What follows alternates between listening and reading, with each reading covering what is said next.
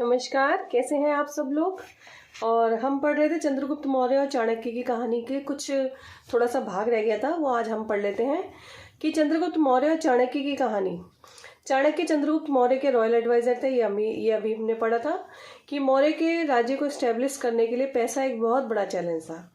चाणक्य को ये समझ में आ रहा था कि अगर सही मायने में फाइनेंशियल स्टेबिलिटी नहीं होगी तो मौर्य का पावरफुल साम्राज्य बनाने का सपना सपना ही रह जाएगा। इसलिए चाणक्य ने अर्थशास्त्र का इस्तेमाल कर खजाने को भरने की योजना बनाई।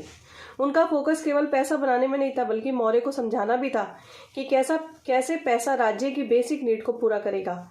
जब राज्य के लोग खुश रहेंगे तो राजा को राज्य की ऑटोमेटिकली स्ट्रॉन्ग बन जाएगा। इसी कारण जब हम पैसे का सही यूज करते हैं तो पैसा हमारा दोस्त बन जाता है।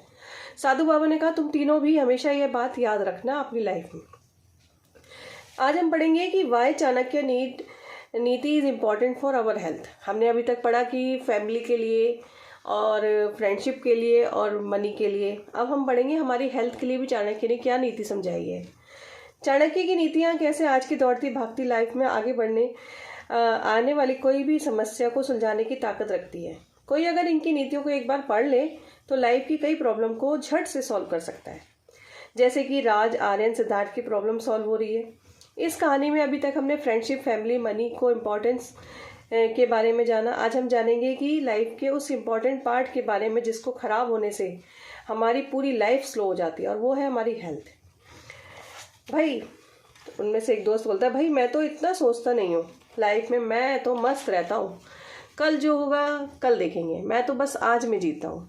हाँ भाई, तू रोज रोज क्लब जाता है, पार्टी करता है, ड्रिंक करता है, स्मोक भी करता है। भाई इस तरह ड्रंक और स्मोक करेगा ना, फेफड़ा ठीक रहेगा और ना लीवर ठीक रहेगा, और जल्दी ही ऊपर चले जाओगे। चाणक्य कहते हैं, साधु बाबा बताते हैं, चाणक्य कहते हैं, अच्छा स्वास्थ्य सबसे बड़ा वरदान होता है।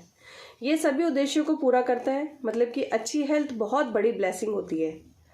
जब आपकी हेल्थ अच्छी रहेगी तो आप अपने हर उद्देश्य और लक्ष्य को पूरा कर पाओगे। हेल्थ ठीक रहेगी तो सब कुछ अच्छा लगता है, और हेल्थ ठीक नहीं रहेगी तो दुनिया में कुछ भी अच्छा नहीं लगता।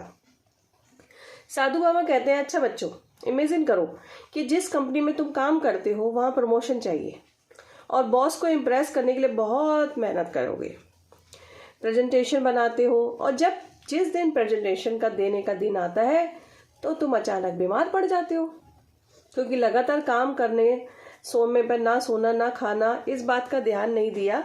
इस वजह से तुम बीमार पड़ गए प्रेजेंटेशन वाले दिन, ना ही प्रेजेंटेशन दे पाए।